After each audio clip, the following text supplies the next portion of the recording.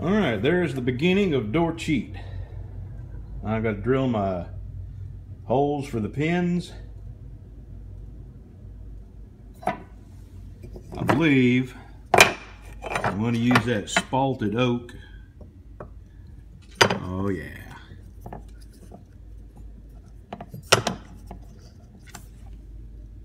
Yeah, they're just barely long enough.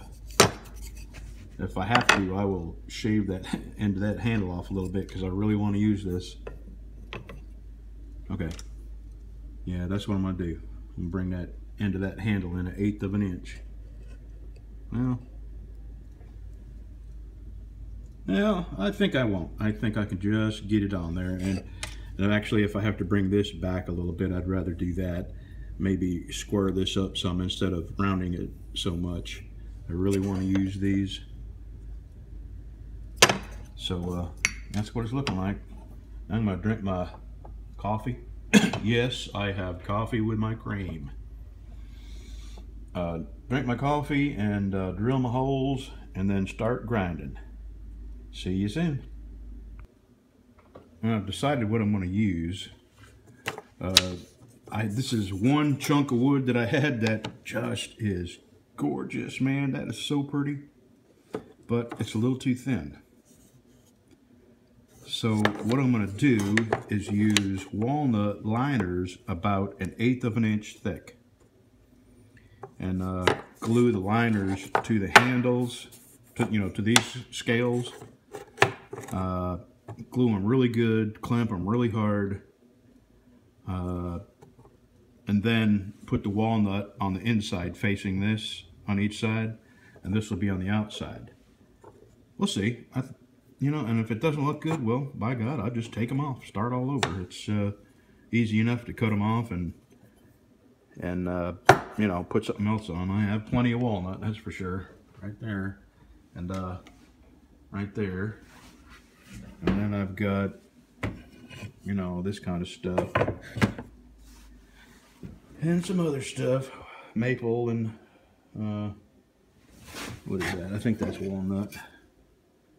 That's a nice piece of walnut right there. I think that's red oak. Dwayne, he come over and wrote down what, okay, that's cherry, so I could compare it to woods. Cherry, cherry, cherry. And they all have different shades, so no, that's not cherry here. Nothing like that grain. But anyway, I'll eventually figure this out. Here's walnut. Walnut. And he wrote some more stuff down. Maybe it was this. I'll find it. But anyway, on a piece of this, he wrote down what each wood was so I could compare it to other wood that I have and have an idea what the hell I'm making handles out of. But anyway, back to these. I'm going to cut out some thin walnut liners so I can use these on the outside. That's going to be pretty. I can't wait. All right, back to work.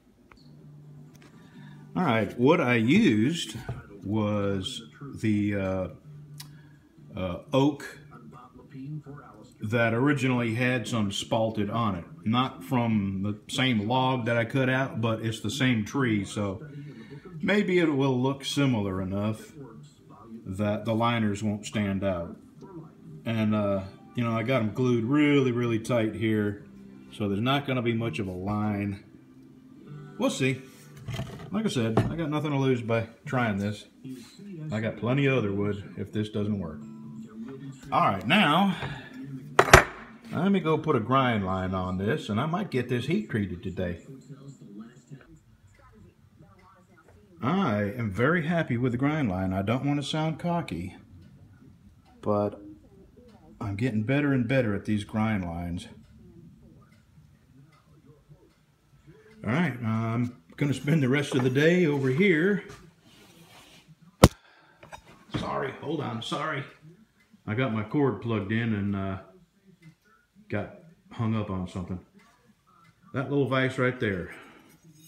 I'm gonna have this in there, and I'm gonna polish this down to about 300. I don't think I'm gonna bead blast this. I think I'm gonna try the other way, going really, really shiny, and see if it will withstand being exposed to moisture a little bit better. All right, let me get to work.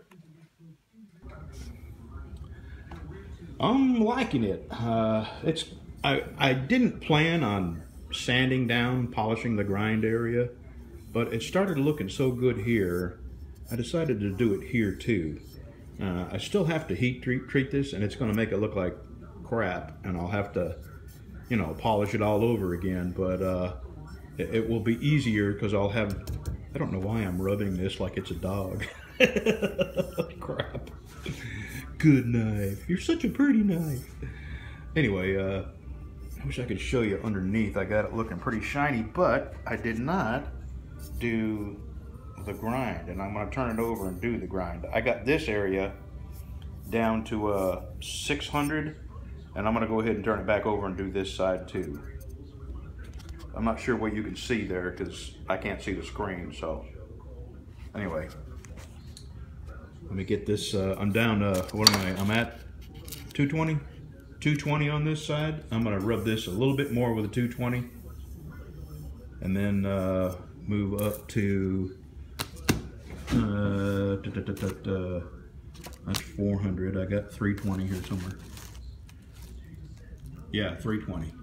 And then 400. And then 600. And then 1200. I'll show you what I got. Before I put it into heat treat it, I'll show you what it looks like. Man, I'll tell you what, that was a lot of work, but I know now that there's just no substitute for lots and lots of handwork. No getting around it. May try and put my buffer on this, but I think I'm going to heat treat it. I've got it down to 1200.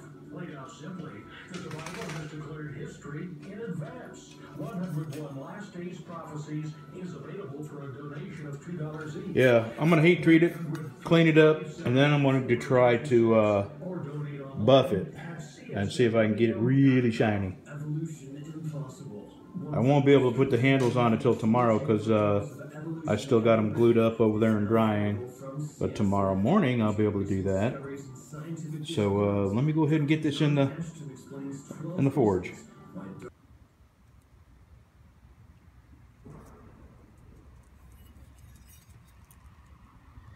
Alright, now it's off to heat treat.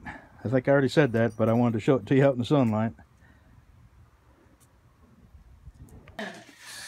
Alright, I heat treated it, now I'm tempering it. I'm going to let it sit in there for about an hour and 30 minutes at 450.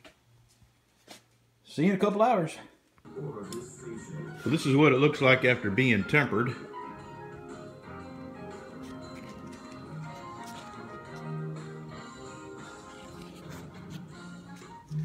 I'm fixing to sand back down the bare metal, polish this up, and I believe I'm going to be able to get the handles on here tonight and epoxy them, and tomorrow I'll be able to sand that handle out. Well, it is 6:30, 6:45. I have worked on this thing since about 8 o'clock this morning. I'm happy with its progress, and I'm pretty sure it's going to be chrome-like when I'm done. But it has taken some, let's see, all the way down to 2,000. And now, I tried some red buffing compound, and it's just not quite harsh enough. So I've rubbed some flits. This is flits. It's very expensive stuff. When I used to rebuild and refinish guns and resell them, This is what I use. This stuff would make it look brand new. Flitch.com. And I'm gonna let this dry. I've got some on the bottom. And I think I'm gonna be very happy with this finish here. I'm pretty sure I'm gonna get the handles on tonight. We'll know in about another hour. All right, back to buffing. Oh, I'm using my big angle buffer. Back when I owned my own trucks, I used to polish all my fuel tanks and rims, and I could get that aluminum looking like a mirror. And I used to really enjoy driving down the road with highly polished fuel tanks and rims. And I used to wax my truck. I used to wax my truck on the road. Used to drive my wife nuts because I would pull into in Blythe, California, there was this closed up truck wash on the south side of the interstate, just past the Flying J. Actually, I think it was Ehrenberg. It was not quite over. Yeah, it was Ehrenberg, not quite into Blythe. It was still in Arizona. Anyway, they had stairs that they used to be able to climb up and wash the top of your truck and all that. Well, it was an abandoned truck wash, and I used to pull in there, and I would use them stairs to climb up, and I would get the top of my truck waxed, and I'd be the only 18-wheeler out there. Well, it's not as shiny as I would like to get it, but the problem is that wheel is not aggressive enough, and this compound is nowhere near aggressive enough. I need a sewn buffing wheel. This is just like a floppy wheel, soft wheel. It's okay for aluminum. Got some of that dust in my mouth. But I need a hard wheel. Actually, what I need is a stationary buffer, like a grinding wheel with buffing wheels on both ends. I know how to polish. I know a lot about polishing. So I know what I need, and that's a much more aggressive wheel and a much more aggressive rouge. Jeweler's Rouge. Buffing compound, but you know, I buy them when I was buying them, I bought them in gigantic sticks. Green, white, and black to start it off. If I had black, I could probably get by with that buffing wheel, but I can't find black anywhere but a truck stop. But that's all the effort I'm going to put into that right now. I'm really doing this to see if it will be a little bit more resistant to rust.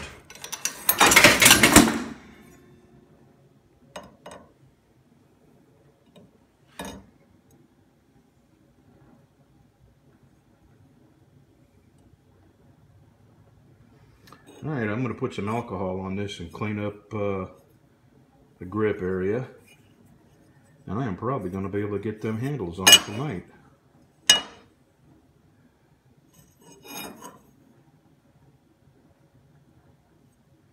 Alright, I'll see you in the morning. We'll start shaping that handle.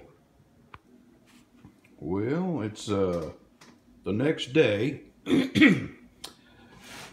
And so far, I've got about 13 hours into this knife, this one knife. Handles are glued on. I've got them roughly shaped.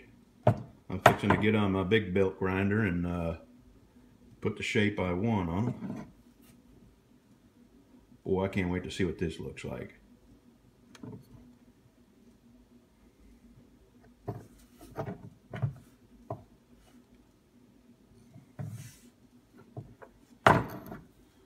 Alrighty, let's get over there to the belt grinder.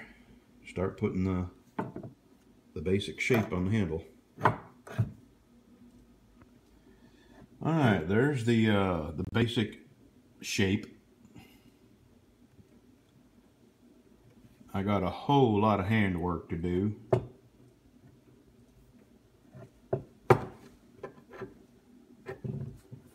I'm liking the profile of that knife. I really am.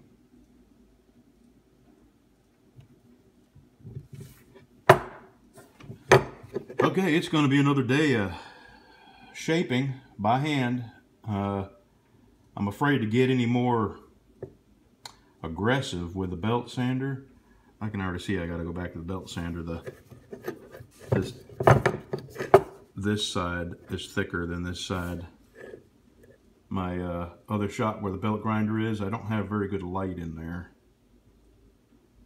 But anyway, let me go back and do that, and then I'm gonna start doing this by hand. I'll tell you the truth, I like a big meaty grip, but for some reason this just does not feel good in my hand. I don't know why. Maybe it is too thick.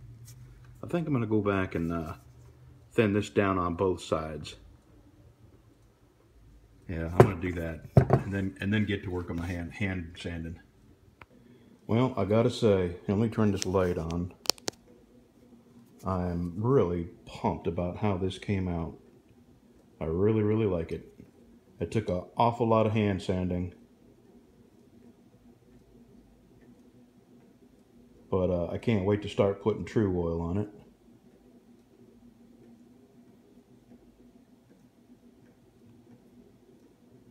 I'm thinking 7 or 8 coats.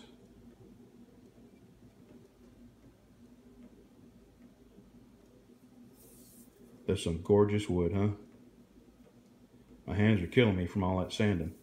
For some reason, this came out, you know, this was the same block of wood, but this side looks a little prettier than the other side. Too bad it wasn't, this is going to be a right side hip knife. Too bad this piece of wood wasn't on this side. But it's all good. It's all pretty wood. Man, I'll tell you, I really am liking that. I kind of messed up a little bit, and let me see if I can show you. Maybe I'd better turn the light off. Yeah, right here, the edge of the belt just nicked it after all that hard work of shining this thing up. And I'm not gonna go back and do it all over, because if I do, then I'll end up hitting the wood. So it's, you know, just one of them things that adds a little character to the blade. They're handmade, and I'm not an expert. I'm enjoying the hell out of what I'm doing, but I have a long way to go to be an expert. All right, let's go into the house and wash my hands, get a cup of coffee, and get a coat or two of True Oil on it and show you what it's gonna look like. I'm pumped. I can't wait to start making a sheath. And I'm gonna try to get a little fancy with the sheath. I'm not a creative kind of person, you know, as far as like drawing or designs or stuff like that, but I've got a couple of stamps, and I'm gonna try to get a little fancy with the leather using some stamps. So, but I'm getting ahead of myself. It's gonna take about 7 coats. So I'm gonna get in there and do it. Wash my hands up, get a cup of coffee, and put some True Oil on it. See you inside. All right, there's the first coat.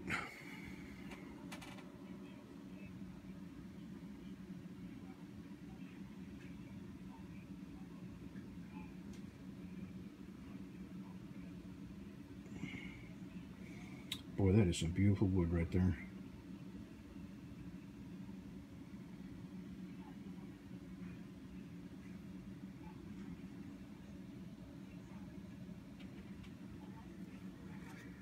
Chicka wah wah, sexy blade. All right, drink some coffee, and see you in about 8 more hours. Actually, I'm going to put all the True Oil on there. It's going to be 7 or 8 coats, and about 8 or 9 hours between this coat and the next coat, and then after that 3 or 4 hours in between each coat. So we'll see you in a couple days.